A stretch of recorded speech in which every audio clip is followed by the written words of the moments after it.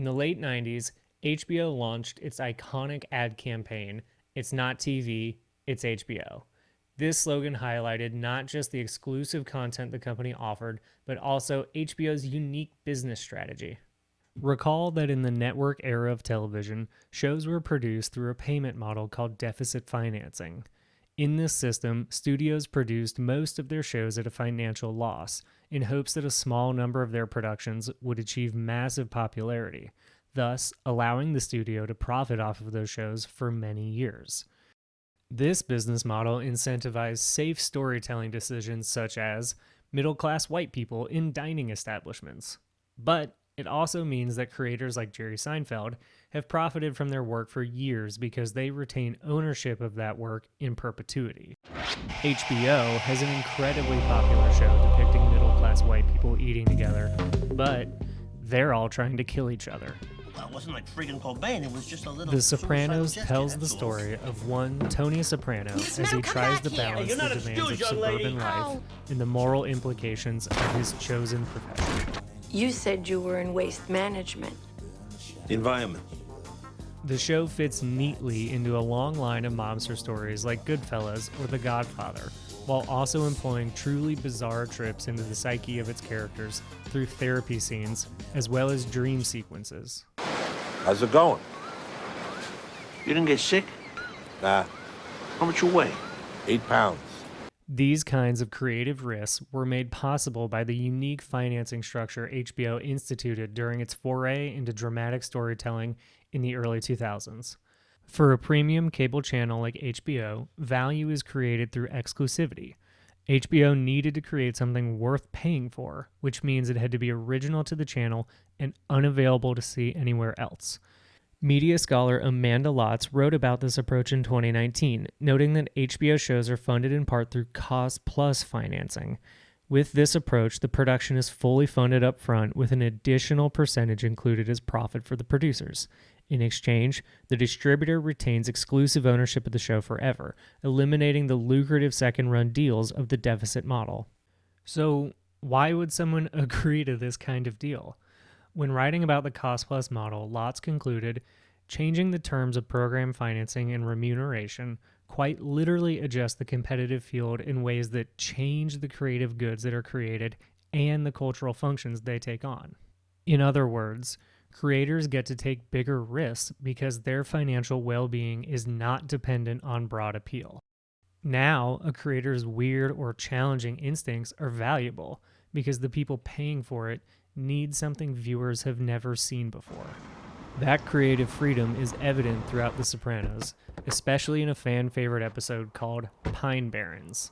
In this episode, Paulie Walnuts and Christopher Moltisanti kill a Russian mobster and attempt to bury him in the woods, only to discover the Russian is still alive and very capable in a fight. Not that it matters now. But we didn't come to your house to kill you. That mouth of yours. You gotta learn to shut the fuck up.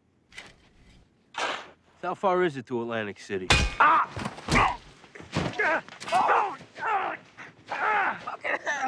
This clip may as well be from one of the blockbuster mafia movies that The Sopranos so frequently referenced. It was shot on location in winter using mostly natural light and featured simulated gunplay, which is a huge line item in any show's insurance. What follows, though, is an example of the freedom cost-plus financing affords. Where is this prick? You sure I hit him in the head? Yeah, fucking positive. I don't see any more blood. It's like the trail just ended. Immediately after losing track of the Russian, Chris and Paulie realize they've also lost their car. They spend the rest of the episode wandering and bickering in the woods. The audience never gets more action to enjoy or resolution on what actually happened. So, not only was this episode incredibly expensive to shoot, it doesn't even give the audience what they would expect from a mobster show, a dead body, or an incredible escape. In an interview with television critics Matt Zoller-Seitz and Alan Sepinwall, Sopranos producer Terrence Winter spoke about the creative decision regarding the Russian's fate. Winter suggested fans would love to find out what happened to the Russian later in the series, to which showrunner David Chase responded, "Fuck it, we shouldn't do it for exactly that reason.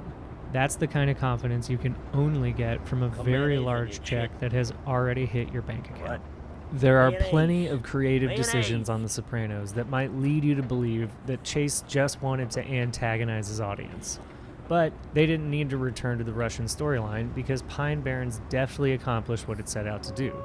Highlight the growing divide between Tony and Polly with Christopher caught in the middle.